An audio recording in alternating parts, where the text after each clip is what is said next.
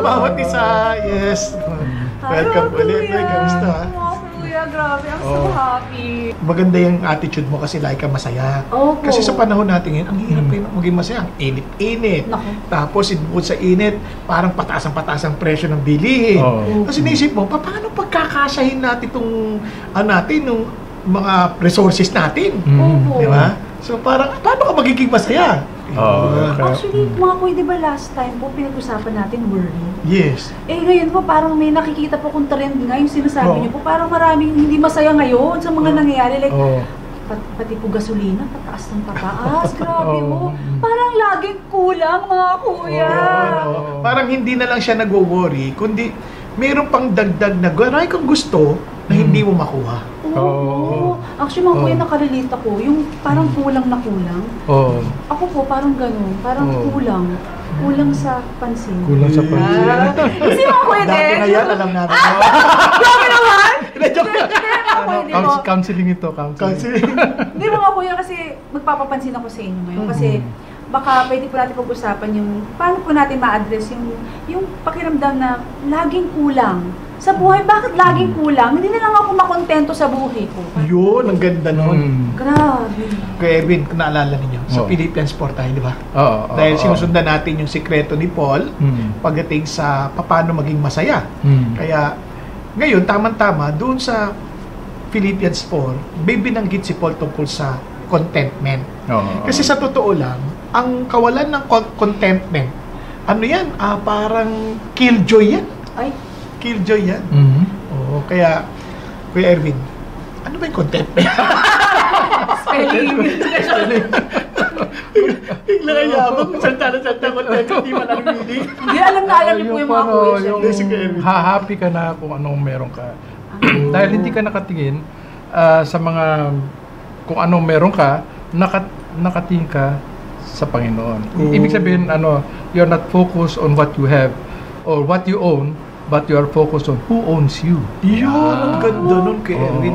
Kasi, kaya importante din namin kay Erwin. Kasi, pwede tayong mahulog sa pagiging complacent eh.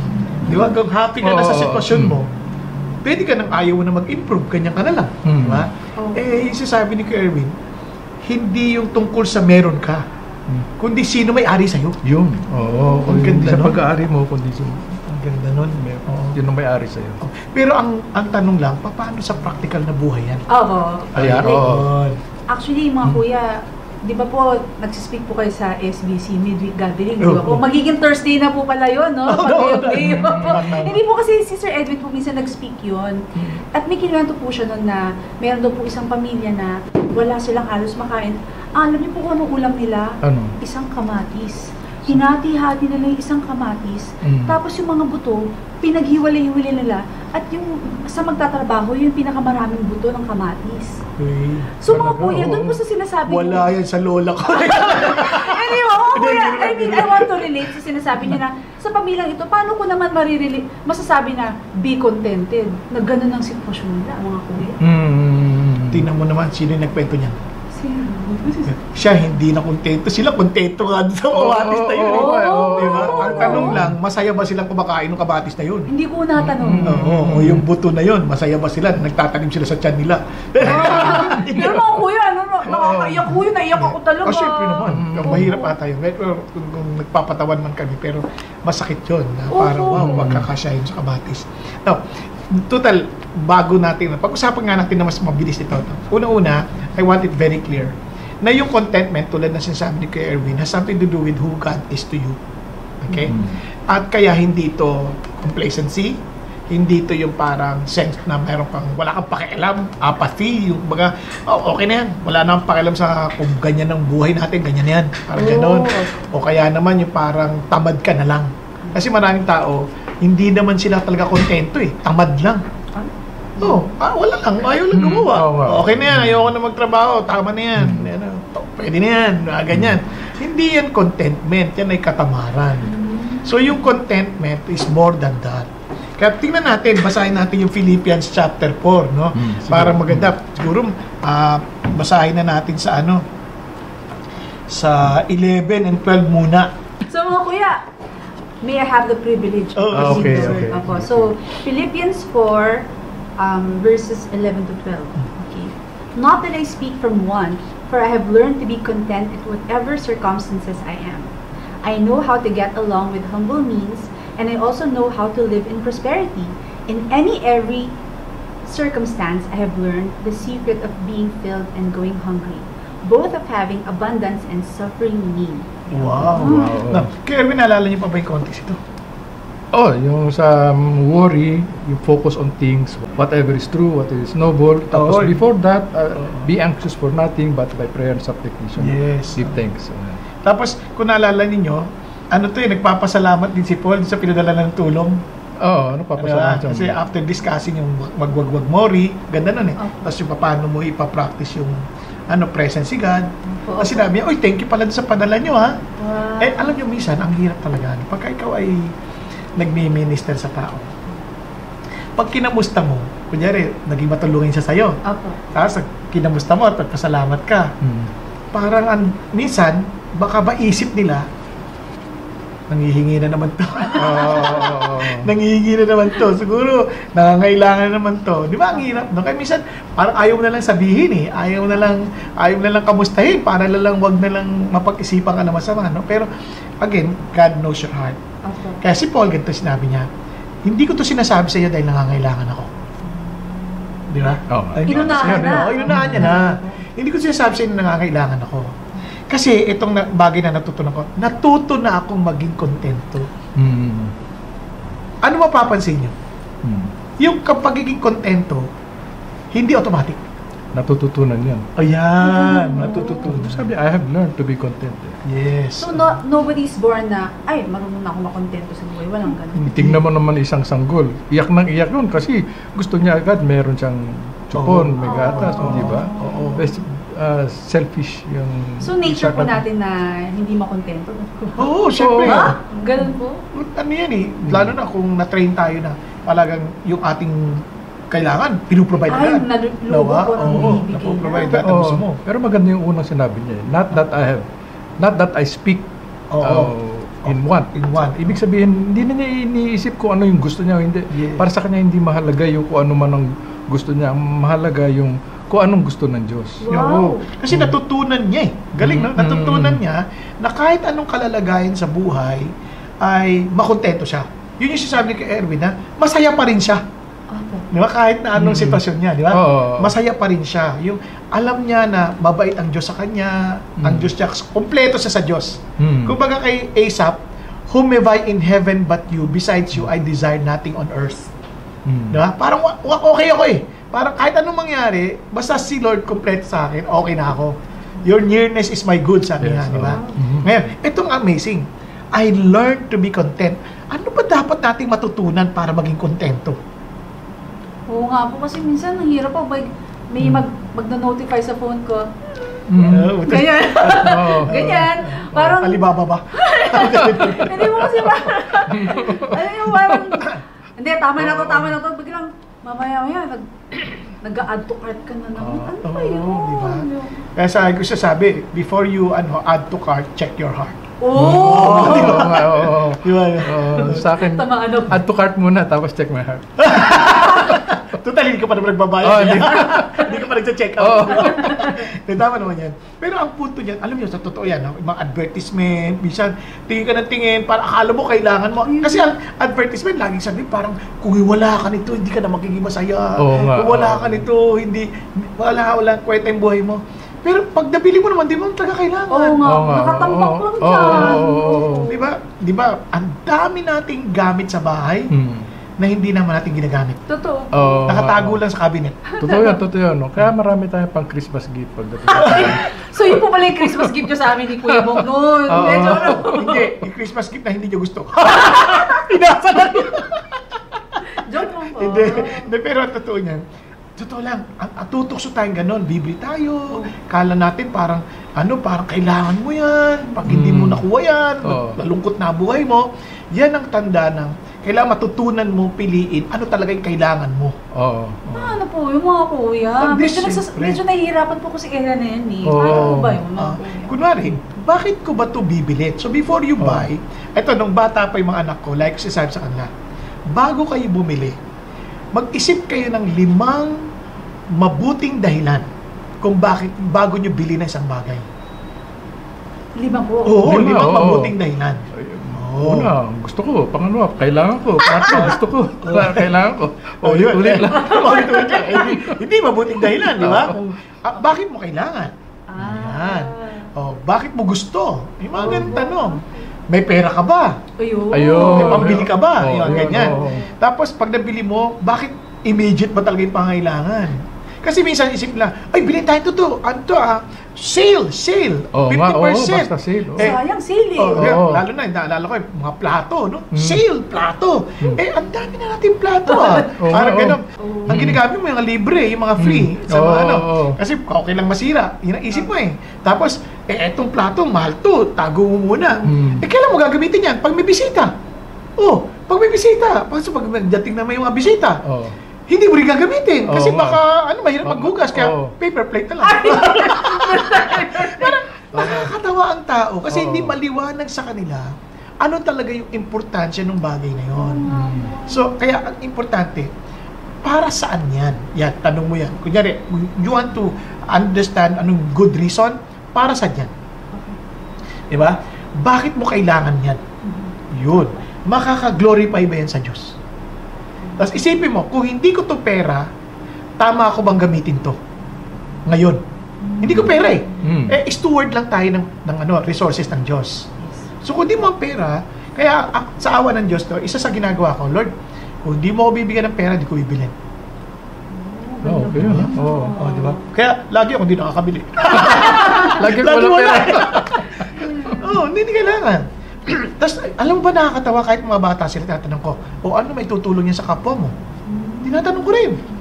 Alam mo nakakatawa kasi, minsan bigyan ko sila ng pera para mamili lang. Tapos, para i-train ko lang sila. Pagbalik, wala silang nabili. Totoo, train niyo po kami ni Kuya Erwin. Ang maganda, natuto silang mag-ipon.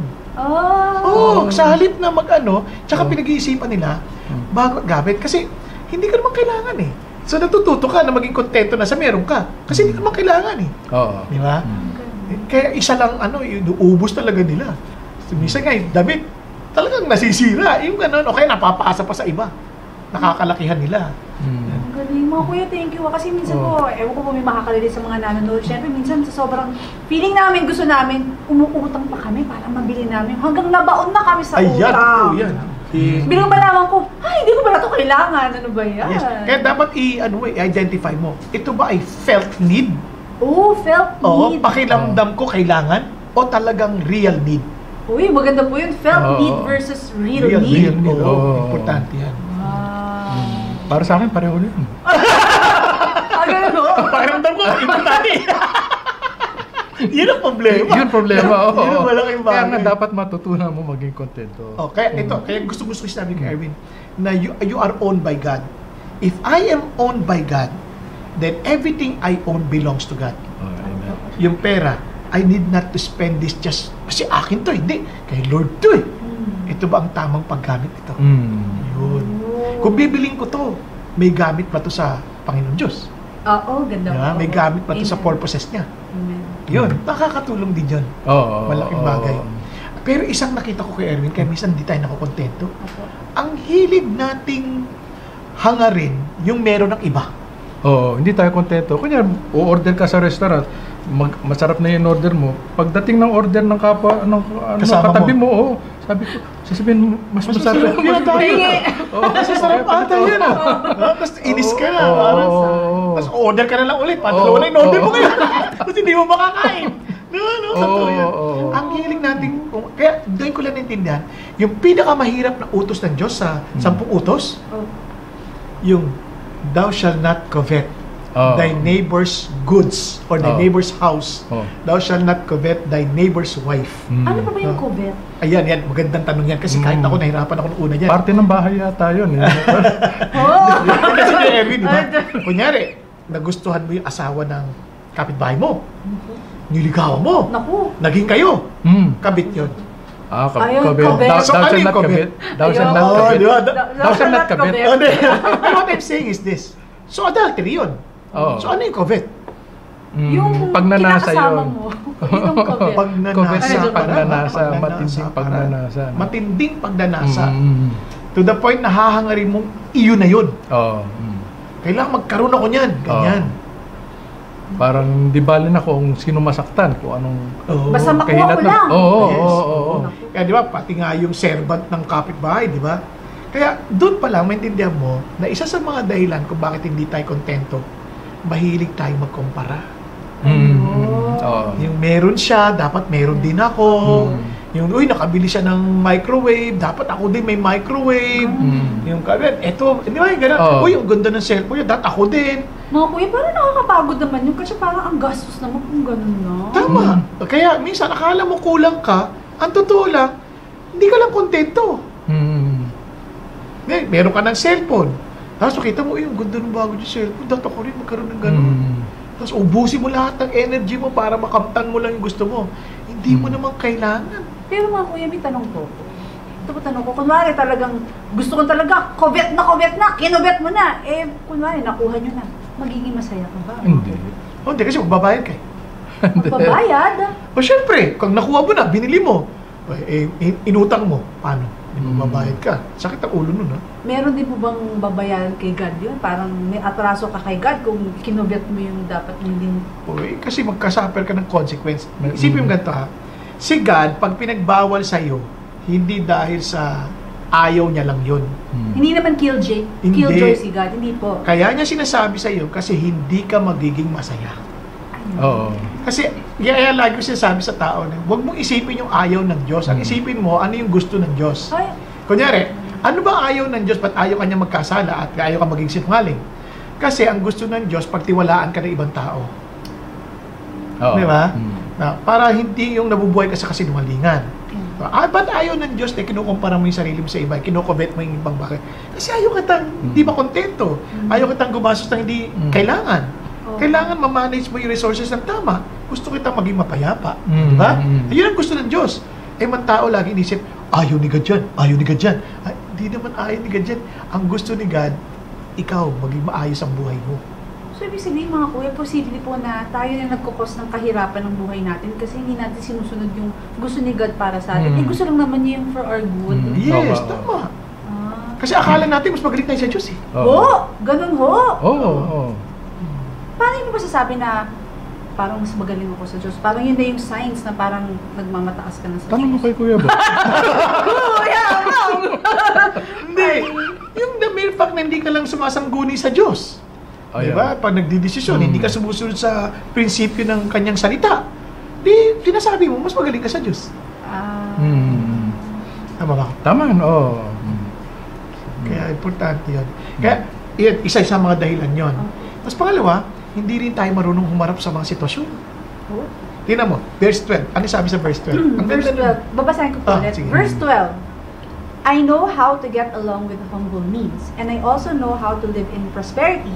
In any and every circumstance, I have learned the secret of being filled and going hungry, both of having abundance and suffering need. Oh, Oh, good. ano napansin mo kay Pablo? Hindi laging sagana. Ay, Oo, may hunger. May gutom May din. gutom. Suffering nga po gutom. yung ginamit po dito. Oo, suffering. Oo. May ganun talagang pagkakataon sa buhay. So, sa madaling salita, marunong ka ba pag may pangangailangan? Marunong ka bang mabuhay ng masaya? Oo. Marunong ka ba pagka marami naman? Kasi alam mo, hindi lahat ng tao marunong sa pagmarami, ha? Oo nga. Oo. Ganun. Oo, kasi yung iba, tinan nyo, ha? Pag dumami, nagbababae. Oo. Why not? Hindi marunong eh. Oo. Di ba? Oo. Ba't ka ng babae? Oo. Diba? Mali eh. Oo. Ang dami-dami. Dahil hindi mo alam kung saan paano mo gastusin yung pera mo. Kaya Oo. tuloy naghahanap ka ng pang happy-happy. Oo, akala nila masaya sila pag may ibang babae sila. Hindi naman. Pero mga kuya, ang galing, thank you for that po. Kasi ang iniisip po natin, buti pa sila, ang dami-dami lang pera, ang dami-dami lang, lahat nasa kanila. Tapos ako, ito lang meron ako. Hindi pala automatic na pag meron ka na lahat, eh masaya ka na. Una, para sa'yo, nainggit ka. Ay, Di, kinukumpara mo na yung sarili mo. Oo nga. Kaya you need to learn not to compare yourself with others. Kasi katulad ko sabi ni Erwin, we are owned by God. Ang ganda ng foundation na yun. Okay. Bakit? Kung ako'y own ng Diyos, He knows exactly what I needed or what I need, and He will provide exactly what will fulfill my purpose. So hindi ko kailangan hanapin yung wala sa akin. Ang kailangan ko maging mabuti sa binigay niya na sa akin. Kasi pag napagkatiwalaan ka sa maliit na bagay, si Lord ang nagdadagdag sa iyo kasi pagkakatiwalaan ka niya ng mas malaki. Wow. Isa yun, yung sinabi ni Kuya Bong, kaya hindi tayo nakontento. Dahil marami tayong hinahangad na hindi naman talaga natin kailangan. Yun, ang dami. Kailangan matutunan natin na suriin yung mga sa tingin natin na gusto natin, pero hindi naman talaga. Kaya you learn. Yun, tama. Kaya yun, matuto ka, huwag magkumpara. Matuto kang umayon sa sitwasyon. Kasi, sample lang si Joseph, nung panahon ng sagana, nag-ipon di ba? Minsan kasi may sagana tayo, no? Ang gastos din natin pag masagana. Nakarelate ako dyan. Diba? Bili ng bili. Kasi sagana Guilty. Ipon, dapat mag-iipon ka. Ay, okay po. Noted. Kung kailan namang wala na, saka ka nagtitipid ngayon ng gusto. Kaya alam nyo, minsan maraming naghihirap. Kasi nung panahon na meron sila, kahit yung hindi lang nagamit ng tama, hindi sila kontento, tuloy, pagdating ng pangailangan, wala sila. Yung iba, nag-iipon. Pagdating ng krisis, doon sila namimili. Kasi biglang nagbuburahan yung mga presyo Kaya umaangat ang ng mga buhay. Alam niyo, prinsipyo rin sa atin yan. Kaya importante yung matuto tayong makontento muna. Kaya para alam natin kung kailan gagamitin. Kunya, pag marami tayong pera ngayon, makontento ka lang sa dati mong buhay. Ipunin mo yung sobra, yung surplus. Para in time na meron kang investment na pag-iisipan, magagamit mo. Actually, yun nga tinuro ko din sa mga anak ko, yung principle of 10-1-1-1. 10-1-1-1. Parang noon yun sa simula, sabi ko sa simula, mga anak, ito, sa bawat 10 piso na meron ka, yung piso sa Diyos. Yung unang piso. Yung pangalawang piso para sa yung investment savings. Para eventually, pagka meron ka ng planong bibigay sa'yo ng Diyos na parang pag-iinvestahan, meron ka. Tapos yung pangatlo, emergency savings. Kaya hindi lang basta savings. Maliwanag anong para sa yung savings na yan. Doon nabubuhay ka ngayon sa 70 pesos. Ay, sa 7 pesos. Doon ka lang makontento sa 7 pesos. So, huwag kang kakain ng pagkain lagpas sa 7 pesos. Kailangan pipili mo na. Kunyari, kape. Ba't ka pupunta sa mamahaling tigwa 100 na, punta ka lang doon sa tabi-tabi, may 5 pesos per coffee lang, di ba? Per cup. Yung kasi doon lang kasi yung pera mo Yun. Kaya, kung gusto mo, bumili ka sa isang burger na buy one, take one, nagawa ka ng kape sa tabi-tabi, tapos pumunta ka sa lugar na malamig. Pwede naman magstay doon ka kumain. Molling. Hindi ko masabi mga pangalan. Doon ka umupo sa tabi lang. Wala yung kape mo. Paraan lang. Didiskarte ka. Kasi makontento ka na doon. Kasi hindi pa kaya ng kapasidad mo yung mamahalin. Pero, Kuya Mitan po, kunwari, nagawa niyo na yung 10-1-1-1. Tapos parang may extra naman. Okay lang naman na i-treat mo naman yung sarili. Oo naman. Hindi naman sama yun. Maiksi lang daw ang buhay. Siyempre, gusto ko rin mag-enjoy mga kuya. Investment din yun Kunyari, gusto mong maglakbay sa ibang bansa. Don't go there just to enjoy. Learn. Learn their history, their culture, paano sila nag-umunlad. Alam mo lahat learning. Bakit ganito pagkain nila? Baka matutunan mo rin yung style ng luto nila. Uy, matipid to. Yung gano'n, di ba? Pero maganda yung prinsipyo mo. Maganda yan. Naalala ko tuloy yung buhay ni John Wesley. Si John Wesley, hindi gano'n ang niya. More or less, halos gano'n din. Kaya lang, si John Wesley, inano niya na agad, ito ang aking means of living, yung kanyang kung magkanong gagastahin niya sa mga pang-araw-araw hanggang isang buwan. Kung ano marireceive niya, kung matatanggap niya, mas higit pa doon, pinamimigay niya o iniipon niya. Kaya throughout his life, yung standard of living niya, pareho lang, hindi nagbabago. Kaya lang, lumalaki yung mga natatanggap niya, yung sweldo niya, kaya mas marami siyang Kaya naibibigay. napapibigay. Oo. Kaya magustuhan ko yun kasi kaya ako sabi sa'yo initially yung 10-1-1-1. Kasi meron ako natutunang bago eh. Meron pa isang 1 ulit. Ano one? Benevolent fund. Benevolent sumali. pa. Oo, Oo, para sa mga nangangailangan. Oo, nangangailangan. Oo. Parang, meron pala siyang benevolent fund. Oo. Please, yan. Hindi mo kayo nakakatanggap. Grabe naman. Hindi, joke Pero lang. tama kasi, mga kuya, syempre hindi natin may iwasan na syempre minsan may mga kasamaan tayo na minsan kailangan natin makiramay. Kailangan may funds din tayo sa gano'n. Yes, kailangan. May sakit, di ba? Kasi ano yun eh, hindi naman, yan yung resources na yun, kay Lord yan eh. Oo nga, oo. So gagamitin mo para sa purposes ng Diyos. Correct, oo. Yung benevolent fund po ba, doon yung kunwari gusto mo tulungan yung pamilya mo, mga relatives Oo, Yes, mo ba yun? tsaka lahat ng mga Lahat nangangailangan. ng nangangailangan. Oo. Para hindi ka na nag-iisip, wala akong tutulong sa'yo. Tama. Kaya pag sabi, uy, may pera ka ba? Wala kasi within my, within my budget, ito lang ang pera ko 6 pesos. Di wala akong pera. Pag, beyond that, wala akong pera. Kung wala pa akong ipon, hindi kita mabibigyan. Oh. Di ba? Hindi ko ginagalaw yun.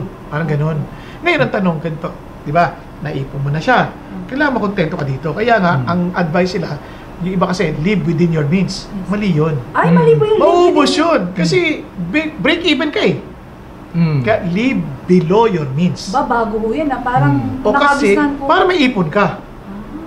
May sobra ka, may Okay. surplus ka, di ba? So, part yan ng pagtuto mo sa pagiging kontento. Kasi kung matuto kang ganyan, makukontento ka eh. Pero kung nasagaran ka, hindi ka matututo makontento. Tsaka pag nadagdagan yung mga natatanggap mo, huwag mong kuhan. Baguhin yung lifestyle. Huwag mong baguhin. Huwag kang bibili ng kung ano nung... Hindi kailangan. Hindi mo kailangan, di ba? So, kaya mga kuya, grabe, kontento na talaga ako sa mga payo nyo. Talaga, no? Kapatid, palagay nyo ho, mga kapatid. So, naniniwala ako. Kunyari, ang Diyos, hindi naman pare-pareho lahat ng mga Kristiyano prosperous. Yung mga iba talagang pinaprosper ng Diyos. Sa tingin ko, ako ang pananaw ko dyan, kaya ginagawa ng Diyos yun, para magkaroon ng fellowship, pakikisalumuha. Kasi kung pinaprosper si Kuya Bong, siyempre isi-share niyan sa atin, di ba? sa atin po, Pero kung pare-pareho tayo pinaprosper, hindi na tayo mag-uusap. Ako na mo? Hindi, Oo, tsaka, kasi oo. ano naman, yung binibigay sa inyo, hindi naman lagaan Hindi sa ko kunyari lang yan. Kunyari ako pinaprosper, siyempre ibabahagi ko sa iyo. Ibig sabihin lang yun, gusto niyang magkaroon May tayo fellowship. ng fellowship, relationship. Kasi kung pare-pareho tayo, baka hindi na tayo mag-usap. Tsaka siguro, itong maganda rin, ang level ng prosperity natin is at the level of our contentment. Wow. Kasi kahit konti ka, pero kontento ka, prosperous ka. Pero Pero kung marami ka, tapos di ka makontento, katulad ni Howard Hughes, di ba? Oo. Just a little bit more. si How much Rockefeller. will make Si you Rockefeller. happy? Just a little bit $1 more. more, yan. $1 more. Dollar mo, di ba? Paano mo nalaman? Di, nabaliw. Ay, ganun. Pero Si mga Howard Hughes, hindi ko po maalala kung anong pangalan niya, pero meron po akong narinig na kwento na bilyonaryo po siya. Tapos ang net worth niya parang 12 billion. Dollars. Tapos, nagkaroon ng something sa economy, so naging 9 billion na lang. Na-depress siya, so nagpakamatay siya. Kawawa. Pero naisip ko, bilyonaryo ka pa rin. Parang, mga kuya, bakit po kaya na nangyayari po yun sa buhay natin na kahit naman marami pa naman natin, ganun. Bakit parang, as if parang wala lang sa isayang buhay? Kasi yung kanilang self-worth nandun sa pera. Nandun sa kayamanan nila. Andun yung... Hindi mo ba na napansin, Tosca, nung bata ka, nakakaipon ka ng libo-libo? Piso po. Hindi, saya ka na. Libo-libo piso. Sentimo. Oo. Tapos, diyan nakaipon ka ng 10,000. Pag bumaba yan ng 8, parang walang-wala ka na. Ngayon, na-increase mo yan, naging 100,000. Pag bumaba yan ng 80, na dating sanay ka naman sa 10, Opo. parang walang-wala ka na naman. Ay, Nag-worry ka na. Oo. Di ba? Kasi nga, yung level of contentment mo, nasira. Yung kontento ka dito, ngayon biglang nung nakatikim ka na mas mataas, hindi ka na makontento. Yun ang nagpapahirap sa atin. Hindi yung pera, kundi yung paggamit natin sa pera at yung ating ugali sa pera. Kaya nga, the love of money is the root of all evil. In other words, yung ating attitude doon na walang contentment. Yun yung self-esteem nandoon sa kanilang pag-aari. Kunyari, mga iba, parang feeling nila, hubad sila pag hindi branded ang suot nila. Yes. Ganon, oo. So, kailangan anong brand yung ano dyan. Mga kuya, may ko Baka nakadikit yung self-worth sa network. Yun, sa network, hindi naman. may ko-confess ko po sa inyo. Kasi po nung hindi ko pa po kilala si Christ, kuya may lakad ako, yung self-worth ko kailangan nakabase sa kung gaano kamahal yung mga suot. Hindi naman tatanungin kung ano. Pero hindi na po gayon ngayon. hindi. Nakilala ko na si Christ, pero kailangan yung, ito worth 200,000. Kung di roon. Ito, kunwari lang po, kunwari ganun. Ito, ang damit ko worth 10,000. Pag medyo mataas na yung pwede na, okay, parang feeling secure na ako. Ganun po ako dati, mga kuya. Kaya, napakalungkot na buhay po actually. Parang, hindi ako masaya. Actually, looking back, hindi po ako masaya. But ganun, kahit na yung 200 pesos, nakasil 400, masaya ako mga kuya. Importante maganda ka lang, di ba? I mean, kay Lord. Marami ako, may mga kilala ko na mga mayayaman, mga babae. Pag mibili sila sa Tiangge, kontento na sila. Ano pong Hindi ko na lang Makasuot ka ng bag na worth 500,000. Hindi Wala naman laman. Hindi. Oo. Puro mga take out. No? Burger. Hindi mga kuya, so mga kuya, thank you po. So mga kuya, andito na po tayo sa ating segment kung saan hingan ko na po kayo ng words of encouragement. Kayo po mga kuya, I'm sure marami na po kayo napagdaanan. And ano po ba ang sikreto? Last time kasi sikreto ng mga gwapo, pero ngayon po, ano po sikreto ng kontento ng isang tao na kontento sa buhay na ito, mga kuya. So baka meron po kayong mga payo na, syempre mabibless mo ating mga kapatid, mga kuya. Naisip ko kasi may sinulat yata si Blaise Pascal that in the heart of man there is a vacuum that only God can fill. Kung minsan pinupuno natin mga bagay na mga material na bagay na hindi naman napupuno kung ano mo yan. Para ang naisip ko yung alam mo yung pag maghuhugas ka ng gulay, may tawag sila doon Strainer. Strainer. Pag strainer, pinupuno natin yun ng mga tubig, mga oil, ganun. Tuloy-tuloy naman. Hindi yung puso natin hindi naman para doon ang para yun sa Diyos. Kaya hangga't hindi mo pinupuno yan mga bagay na nauukol sa Diyos o tungkol sa Diyos, hindi ka talaga makokontento. So the heart has a vacuum that only God can fill. So yun. Si God lang po talaga. Si God lang talaga. Kaya kung nakatuon ko sa ibang bagay, makikita mo na pag nawala yon, balisa ka. Kunyari, nabawasan yung 11 million mo na 9 million, parang wala ka, hindi ka na, nawala na yung pagkatao, yung pagkalalaki, yun. Kasi kung saan ka nakatingin, iba yung pinupuno mo sa puso mo hindi naman ng Diyos So pag hindi ka kontento, wala, yun na lang maiisip mo. Isa pa nga sa natutunan ko, we face two great trials, the trial of adversity at saka the trial of prosperity.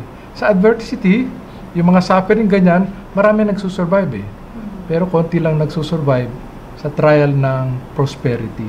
Wow. Ay, konti lang. Pag binigyan mo sila ng konting yaman, wala na, nakalimutan na nila ang Diyos, may mga iba nakalimutan na nila pamilya nila. Pero pag mga suffering ganyan, sige, nagtitiis sila. Grabe. Thank you po, Kuya Erwin. Grabe po, Kuya Bong. Baka words of encouragement. Kung tinahanap natin ng sikreto, alam niyo ito nakakatuwa po. Sabi ni Paul, sabi niya, I've learned to be content. Pero alam niyo bang pangatlong verse na yung susunod, yung 12:13, I can do all things through Christ who strengthens me. Ang konteksto niya is about learning how to be content.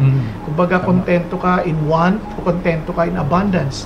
Pero paano niya natutunan? I can do all things through Christ who strengthens me. Mga kapatid, alam niyo isang bagay na natutunan, tulad sa amin, Kuya Erwin, na parang God-shaped vacuum, no? Kaya hindi yan mapupunan.